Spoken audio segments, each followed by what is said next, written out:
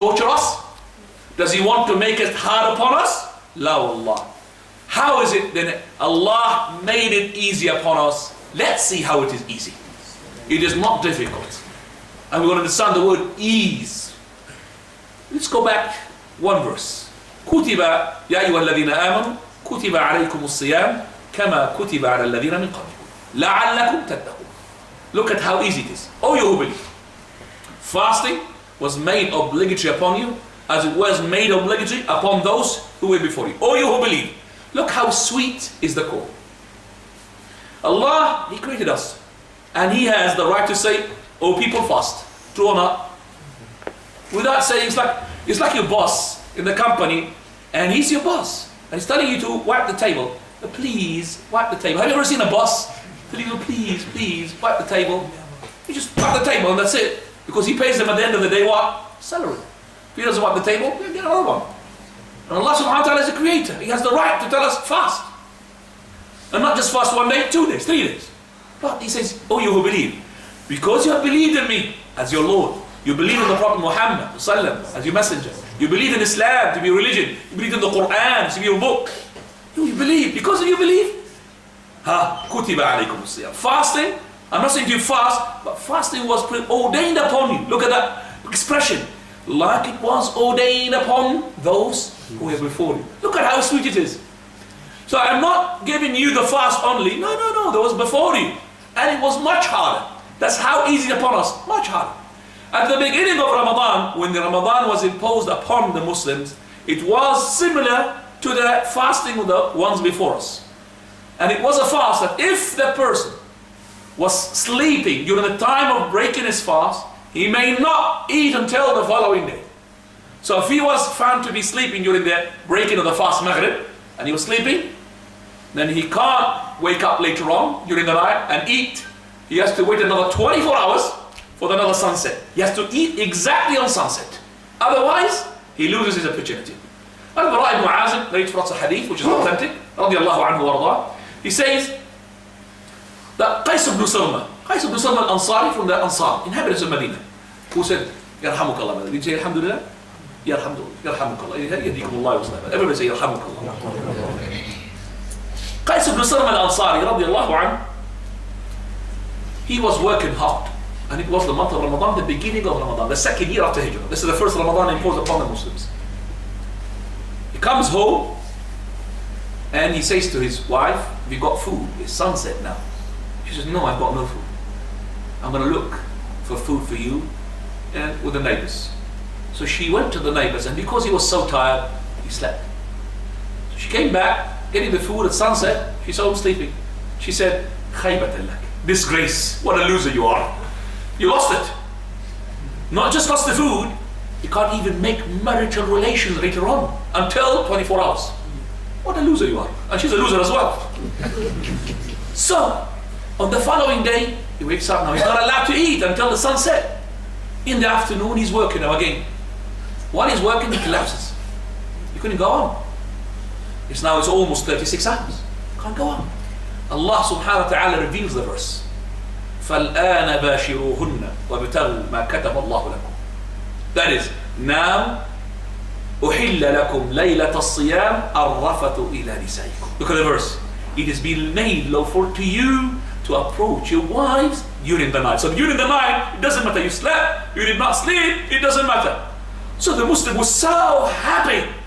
And not only that, وَكُلُوا وَاشْرَبُوا حَتَّى يَتَبَيَّنَ لَكُمُ الْخَيْطُ الْأَبْيَضُ مِنَ الْخَيْطِ الْأَسْوَدِ مِنَ الْفَجْرِ. And eat and drink as long as you are not reaching the dawn. So you have a gap between sunset and dawn all the way. Doesn't matter you slept through the time or you did not sleep.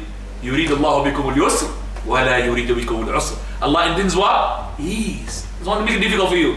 And doesn't want to make it hard, to make it complicated. It's very easy upon you. And alhamdulillah, people were so worried about Ramadan. It's a long day. And now you've been fasting Ramadan. Did you feel that much pain that you expected? Did you feel that hardship? Allah helps you. And that is, you have to have a verse imprinted in your heart. Have that. Never forget that verse.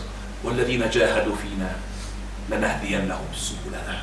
The ones who strive in our cause, the one who does ibadah, we will guide them to our paths. We will help them. So if you strive in the ibadah to please Allah, Allah will make it easier for you. And that is why you'll find that those people who are fasting, subhanallah, you find no problem. MashaAllah. Everybody's powerful. People thought they're going on. Yuridullahu bikum al-yusr. But not as the yusr as some of those people. A'udhu billah. I don't want you to read about them, but they may call himself a sheikh, and he says, no, the day of the fast is too long. We only fast for 12 hours. So you wake up at 9 o'clock, 8 o'clock, and then you start fasting. And you people, you're not allowed to say anything to these people. So they're fasting. And this is being made a fatwa by one person who's not even known. Or he's known to, wa'udhu billah, for kufr. And some people think maybe he's a Catholic himself. That is, you could wake up 8 o'clock and you start what? Fasting, mashallah. 12 hours, 9 o'clock to 9 o'clock, 12 hours, that's it. A'udhu billah. You have a dawn, you have sunset. This is not usr. This is not, sorry, making it easy. This is making it, a'udhu billah, not a religion. Yuridullahu bikum al-yusr.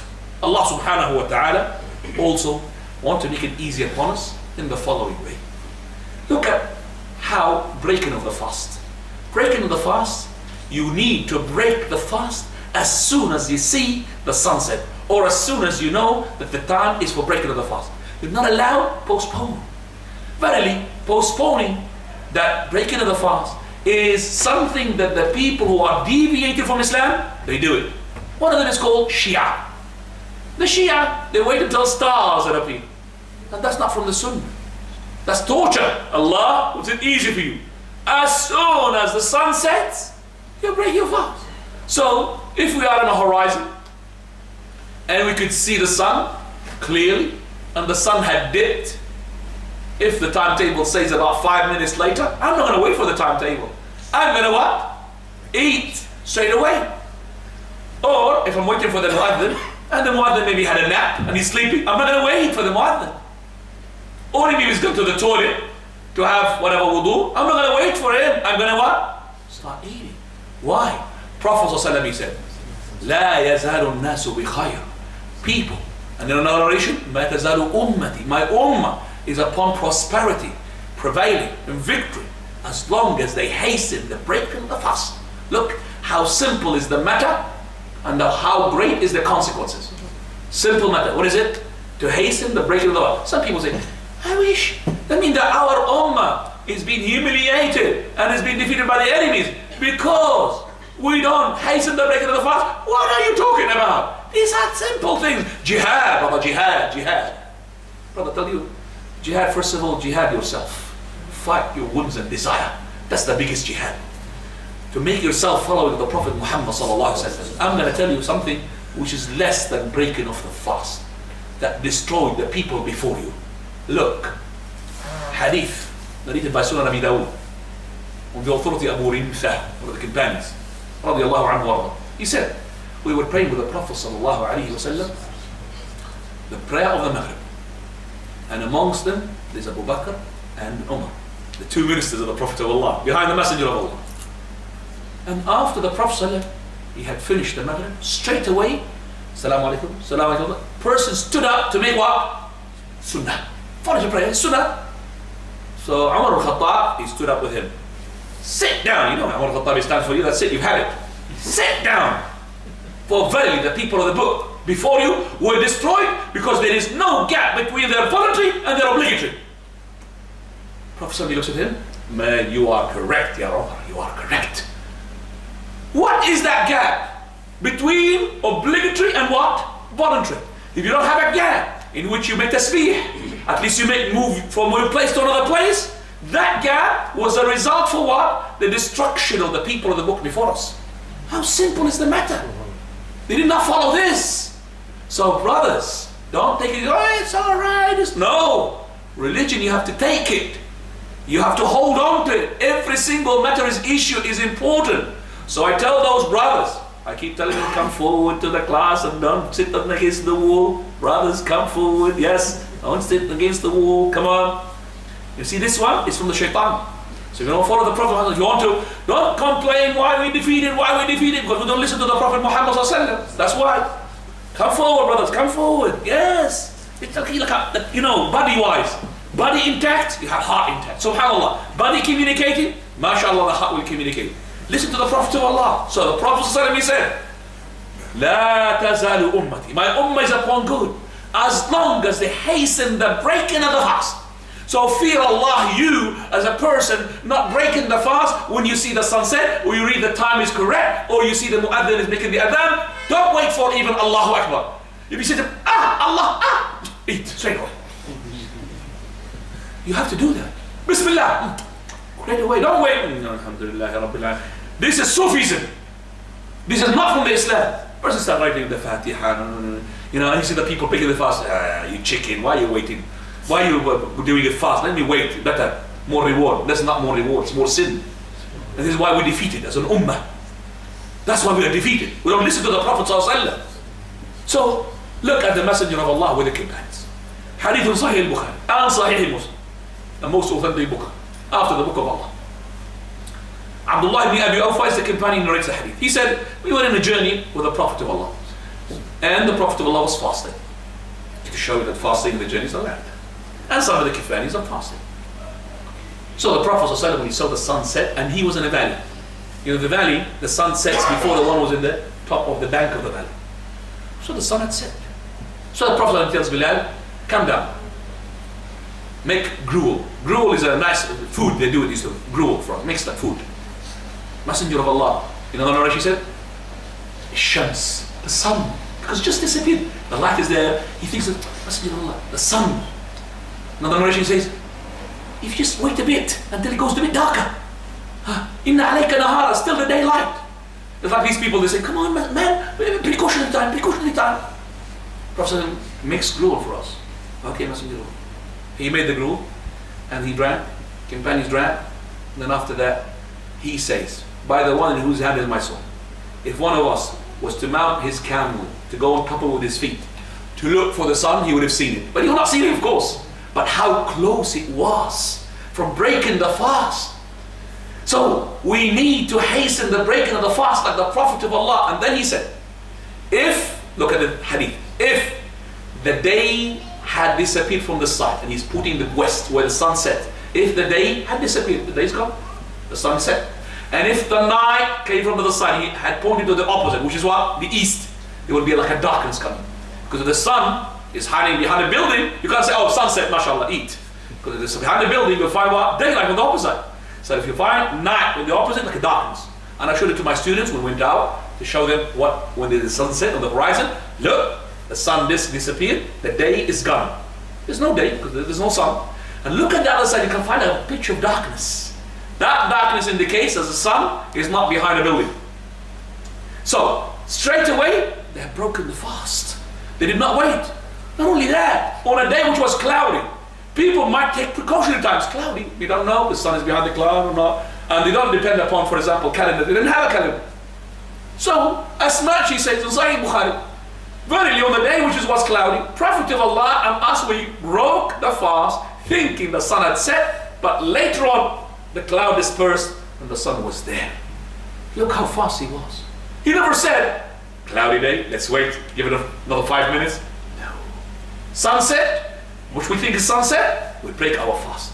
So I would like to ask for the request from the brothers, to do a homework. What time is the sunset, according to your timetable, and what time is the real sunset? If you have to see a horizon, go to an area where there's no buildings, you just look, when the sun sets. I think the rural areas around, you'll find that inshallah. And then measure the sun, and I would like you to see when the edge of the disc from the bottom touches the horizon.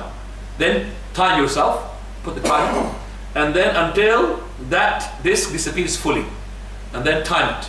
When the upper edge of the disc disappears, that means you break your fast. But I want you to imagine this, the reason behind this, if for example, in another day you want to see it, you have seen the bottom edge touching the horizon, and suddenly a cloud came, you will know how long it's going to take until the whole disc disappears and you break your fast. Do you understand that? So you will be able to know. Now make a homework and see, does your timetable match with the sunset? I will say to you, it does not match. I am confident to say to you, it does not match. But you want to do it. I'm not going to tell you it's before or after. You have to do it yourself. But I know for a fact it does not match. These calendars are made from a particular altitude. This particular altitude, it varies from one area to another. This particular altitude, for example, is made for all of the Midlands. And it could be from an area which is, for example, very high. But if you are low, your sunset will be what? Before the one who's high. And for example, I'll give you a live example. Who's been to Dubai? The Burj Al Arab, high tower. You've been to the tower? How many floors it is? Not to the tower, but to Dubai. How many towers you know it is? Because it knows more than that. It's, by the way, it's 1.3 kilometers, so more than 1 kilometer. There, up. Now, you didn't go there because you have to pay money. Yes, to go inside.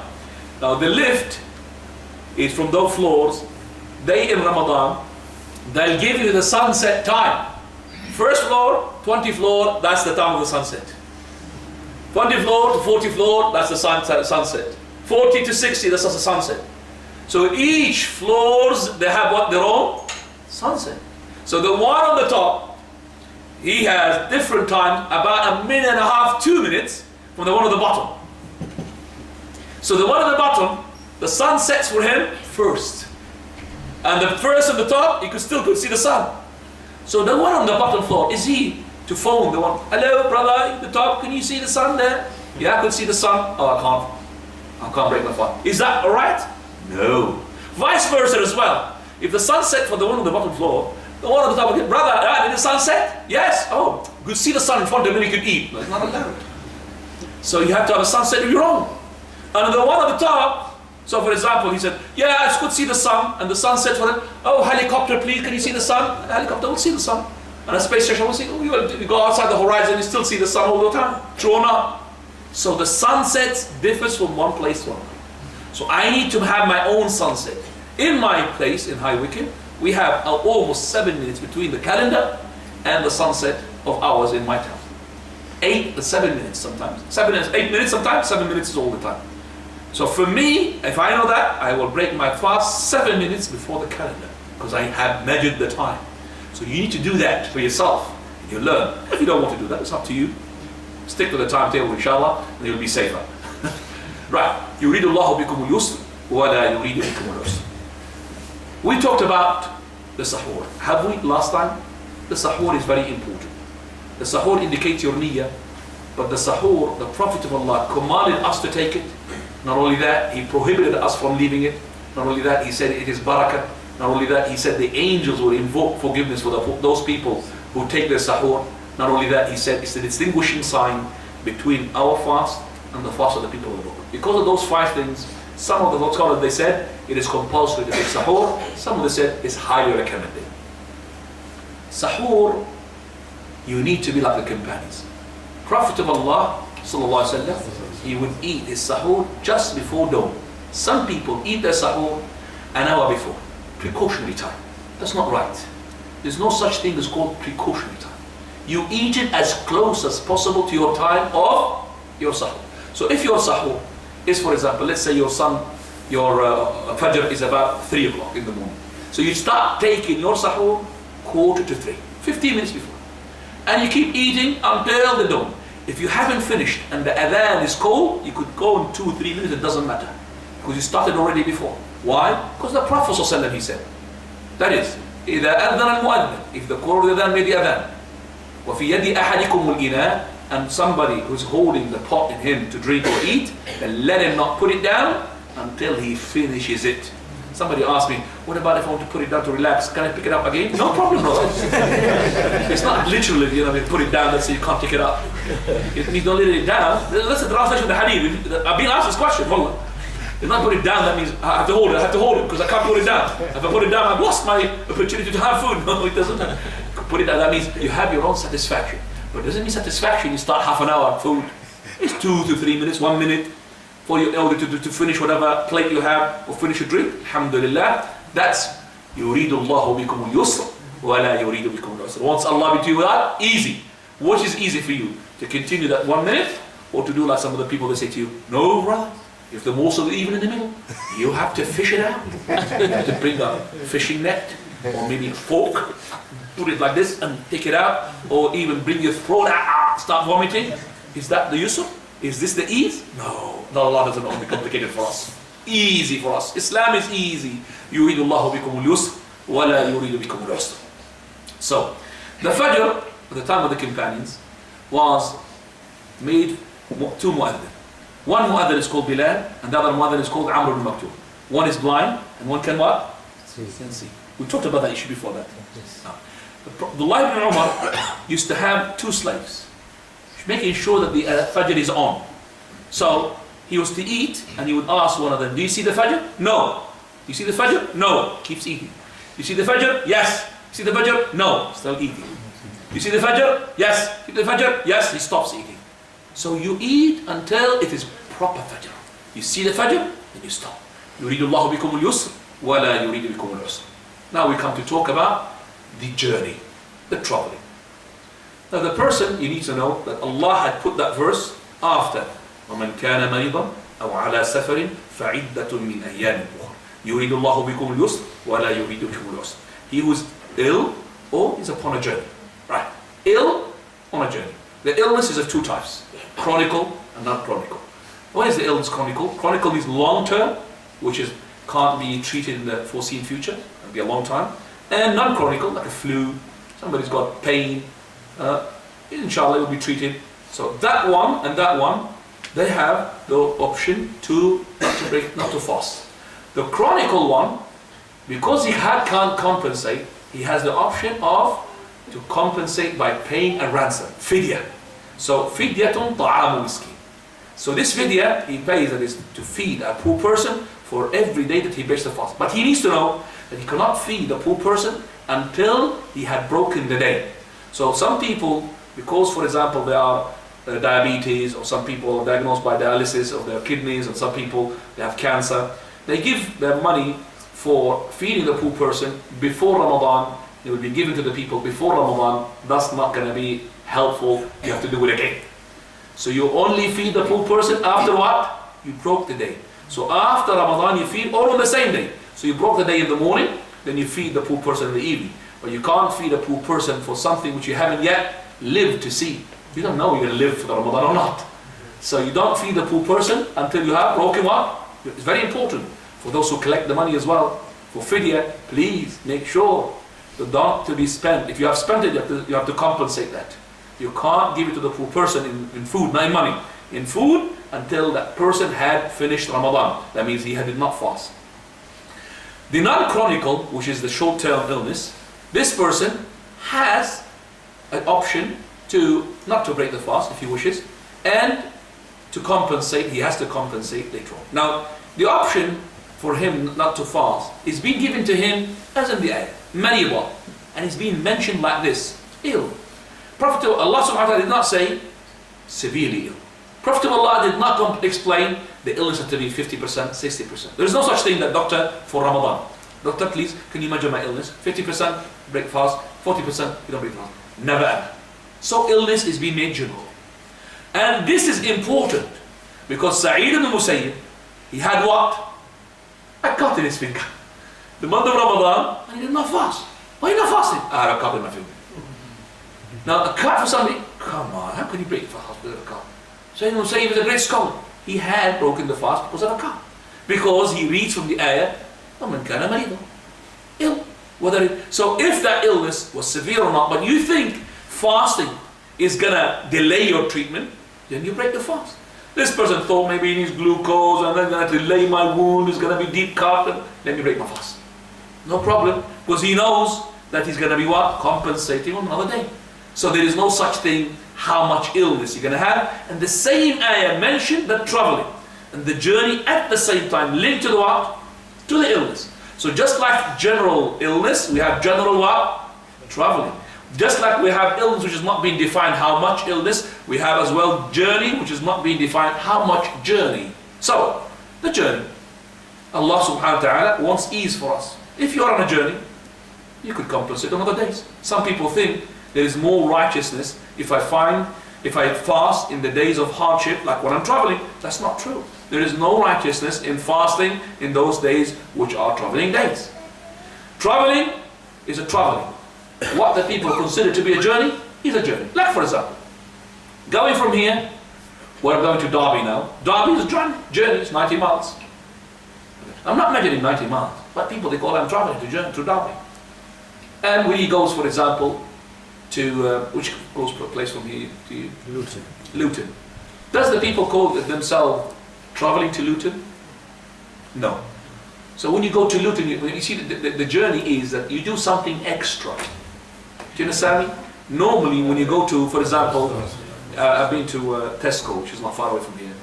Nobody would go to that Tesco shop and would say, dear wife, look after the children in case of emergency, this is my phone number, look after the children. No, nobody would do that unless there's something wrong with it. So, but if you go to Luton, if you do that, then you're still on a journey, even though it's only 24 miles from here. Luton is 24 miles from here. Even the 24 miles. Prophet of Allah, he made qasr, journey, that is cut, shortening the prayer for 3 miles. 3 miles. So it's nothing to do with the miles, it's to do with what the people do. So for example, me and you, I go to Luton, you go to Luton. You consider that to be a journey, and I consider that to be a journey. I would shorten the prayer, and you don't shorten the prayer, no problem. I don't have to be united. It's not to be unanimous with me. Oh, journey, khalas, everybody. So we don't have, for example, in catchment area, journey area, within. So we don't have that. A journey is a journey, depending upon the person. And Shaykh al-Islam Ibn Taymiyyah, he gives you even something else that you never heard of regarding the journey. He says, we know that definitely if you travel for a long distance for a long time, long distance for a short time, you're on a journey. Thrown up, if you're along for long distance, very long distance, like Scotland, for a short time, 1 day, 2 days, you're on a journey. Nobody had any difference among them, except for Hanafi. They say the journey is only, the shortening of the prayer is only in Muzdalifah. Right. But if a person, for example, traveling for a long distance but for a long time, scholars have differed. Some of them, they said after 4 days you have to continue your prayer, khalas. Some of them said no, you're on a journey as long as you haven't decided, which is a correct opinion. Some of them said 21 days. We have more than 20 sayings regarding this issue. Ikhtilaf. Now the other issue is when you have a short distance. Short distance, very short, like for example, we say, which is less than Luton here? Hampton. Huh? Hampton, which is what? 1 mile? 10 miles. 10 miles. Hampton, for example. If you go there for a short period, who calls that a journey? Nobody would come to Hampton, whatever, to be a journey. True or not? Okay. But Shaykh al-Islam drags our attention to something else. What about if you go to Hampton and you are a person who's a businessman, you have a conference, and you go into a hotel for a week. It's a long period. You're staying in the hotel where you're not going to be in communication with your family. In this case, you do something extra, isn't it? You tell your family, I'm going to be there for a week. You can't reach me at this number. I might reach you, but this is my emergency number. That person, Shaykh al-Islam, considers him to be what? On a journey. Even he is what? 3-4 miles away. He's not a journey, but because of the long period of his, that he's staying there, his long period, he's on a journey because he is in trouble, and he's not really settled. Because of that extra issue, you're on a journey. So, let's see which journey I could break my fast, and which is better. Now, there are 4 scenarios, not a 5th one. A person, he could fast in his journey, and it's easy for him, and it's easy for him to compensate on other days. That's one scenario. The second scenario, person, it's easy for him to fast during the journey, but it's difficult for him to compensate. Third scenario, difficult for him to fast during the journey, but it's easy for him to compensate on other days. Fourth scenario, difficult to fast on the journey and difficult to compensate. And concentrate with me, because I know that you're concentrated now is in the watermelon behind us. So please have your concentration. Let's just answer the question. I'm going to start with the easiest option so you can know. Person who finds it very extremely difficult to fast in the journey. Because he's traveling on a camel, he's traveling in a very bad transport or whatever, and he's dizzy, he gets dizzy. And he finds it so easy to compensate because he could compensate in the winter short day for him. Which is better for him, to fast or not to fast? Yalla. You have to have an unanimous decision now, yalla. To fast or not to fast? Not to fast. Because you're going to fast, you're going to collapse.